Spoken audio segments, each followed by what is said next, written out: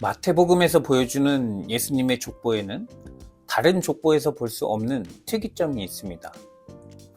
일반적으로 남자 이름 중심으로 나열하는 족보에 여인들의 이름을 콕 집어 넣었다는 것입니다.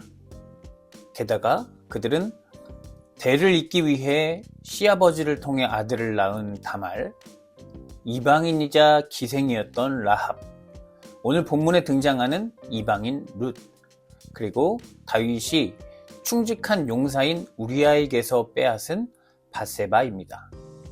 마태는 왜 굳이 언급하지 않아도 될 것을 언급했을까요?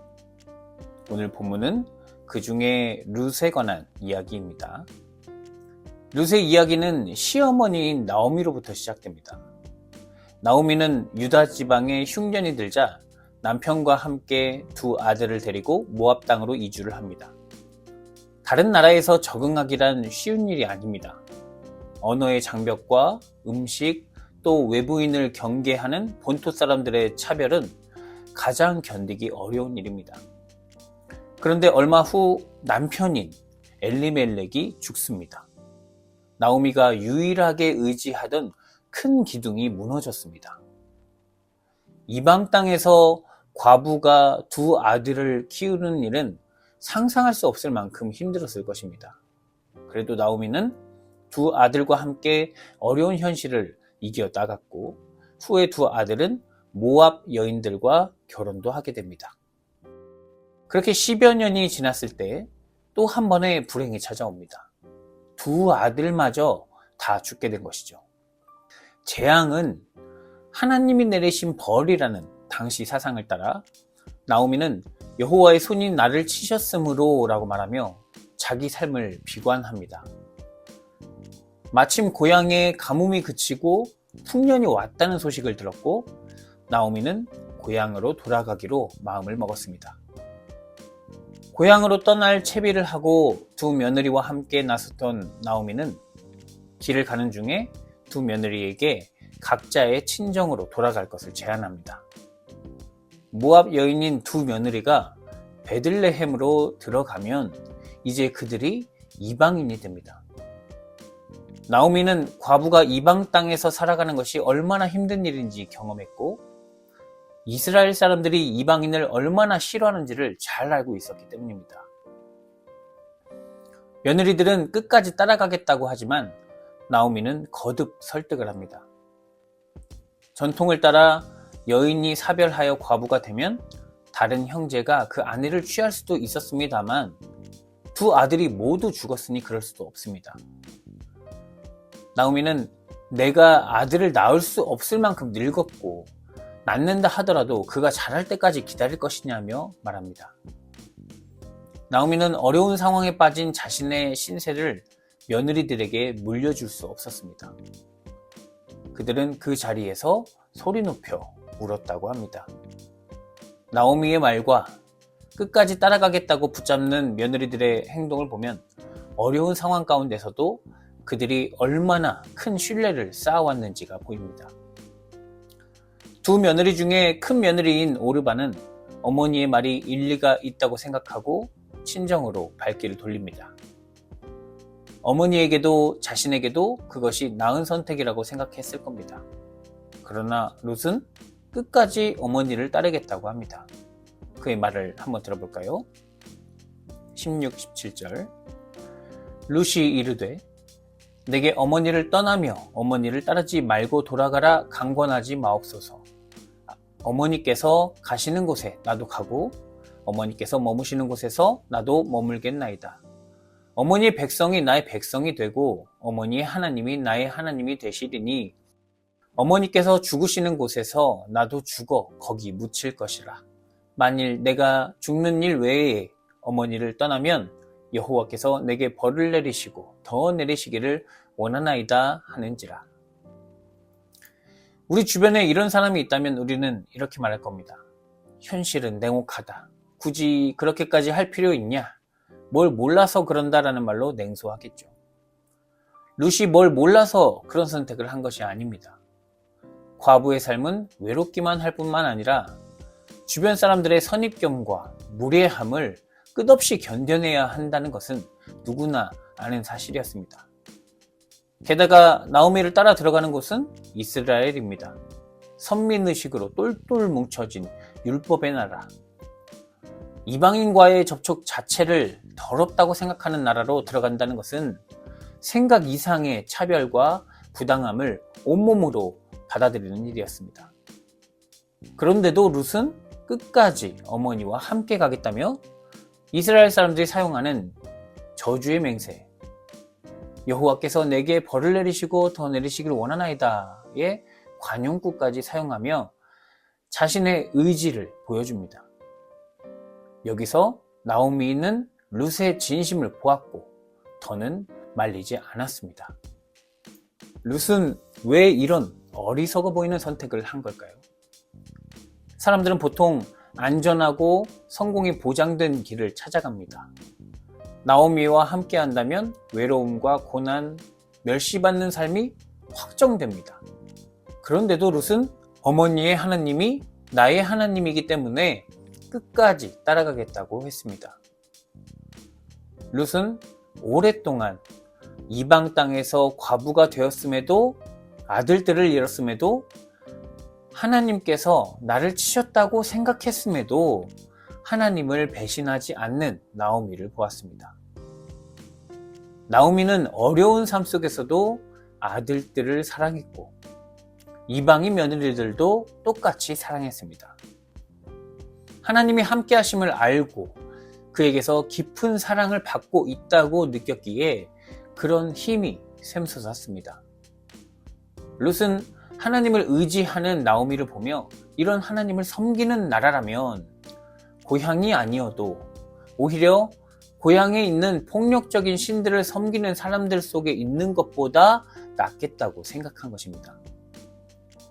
룻의 생각은 하나님만 믿고 고향을 떠난 아브라함이 가졌던 마음과 같습니다. 또 평생을 살았던 이집트를 떠나 하나님만 믿고 광야로 들어간 모세와 이스라엘 백성들이 가졌던 마음입니다. 모두가 불확실한 미래에도 불구하고 인간의 계산에 머물지 않고 하나님의 약속을 전적으로 믿으며 자기 삶을 맡긴 사람들의 이야기입니다. 룻은 아브라함과 모세와 같은 깊은 신앙의 선택을 한 것입니다. 유대 땅으로 들어왔을 때 온갖 차별과 과부로서의 불편한 삶이 예상됐지만 그는 그 모든 것을 감당할 수 있을 만한 어머니의 하나님을 보았습니다. 그리고 그 하나님은 위대한 믿음을 가진 자라면 이방인이든 과부든 가리지 않고 사용하시는 분입니다. 룻이 유다 땅에 들어오고 나서부터의 이야기는 이렇습니다. 시어머니를 섬기기 위해 추수할 때 땅에 떨어진 이삭을 줍던 룻은 그 땅의 주인인 보아스의 눈에 띄고 결국 그와 결혼을 하게 됩니다. 이방인 과부 룻과 보아스는 어떻게 하나가 되었을까요? 보아스와 가까워지는 데에는 물론 친족이라는 조건과 나오미의 조언이 있기도 했지만 그것만으로 사람의 마음이 움직일 수는 없습니다.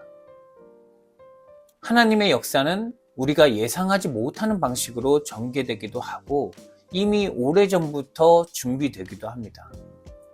저는 보아스가 룻에게 관심을 가진 이유를 그의 가정 환경에서 찾을 수 있다고 봅니다.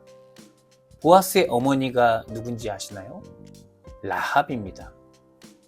예수님의 족보에 등장한 또 다른 이방 여인. 가나안에 들어오기 위해 여리고성을 정탐할 때 두 정탐꾼을 도왔던 기생입니다. 정탐꾼 중 하나였던 살몬은 그들을 도왔던 라합과 결혼을 합니다. 그 둘 사이에 난 아들이 바로 보아스입니다. 보아스도 호녀라입니다. 보아스는 어머니를 통해서 이스라엘에서 받는 이방 여인의 고난을 오랫동안 지켜보았습니다. 그런 나라에 시어머니를 섬기겠다며 따라온 여인이 있다는 소식을 들으니 관심을 가지지 않을 수 없었을 겁니다. 보아스는 룻에게서 어머니가 보였습니다. 그렇게 보아스는 룻을 통해 오벳을 낳고 오벳은 다윗의 아버지인 이새를 낳습니다. 이스라엘에 많은 사람이 있었지만 하나님은 룻을 통해 그분의 위대한 역사를 이끌어 가셨습니다. 예상할 수 없는 때에 그분만의 방식으로 하나님은 역사를 이끌어 가십니다. 이것을 하나님의 섭리라고 합니다. 우리는 모두 하나님의 섭리 안에 살아갑니다. 우리가 잘 모르는 방식으로도 이미 우리 곁에 계시고 우리를 지키시고 보호하시는 분이죠. 다만 사람들이 그것을 알지 못할 뿐입니다. 과부가 된 모압 여인이 이스라엘에 들어와 다윗과 예수 그리스도의 계보에 들어가게 될 줄 누가 알았을까요? 아브라함에게 하신 하나님의 약속이 어떤 방식으로 이루어질지 누가 알았겠습니까? 십자가에 매달려 죽은 한 선동가가 부활하여 온 세상 사람에게 하나님의 본체를 보여줄 줄 누가 알았겠습니까? 아무도 예상할 수 없는 일들입니다. 하지만 그들에게 한 가지 공통점이 있었습니다. 그것은 하나님께서 보호하실 것이라는 확신입니다. 그리하여 모세는 가나안 땅으로 들어가기 직전 백성들에게 가장 중요한 한 가지 당부를 합니다. 너는 마음을 다하고 뜻을 다하고 힘을 다하여 내 하나님 여호와를 사랑하라. 이것이 모든 계명 중에 첫째입니다. 사랑하는 성도 여러분, 믿음의 사람들이 가졌던 확신이 우리에게도 있기를 바랍니다. 내가 남들 보기에 부끄러운 처지에 있다고 해도 하나님이 우리를 보호하시고 안전한 곳으로 인도하신다는 이 믿음을 잃어버리지 않는다면 우리는 가장 낮은 곳에서도 하나님의 섭리를 경험할 수 있을 것입니다. 그 믿음으로 기대하고 기도하며 하나님의 사랑을 일상에서 가득 경험하는 주의 자녀가 되기를 기원합니다.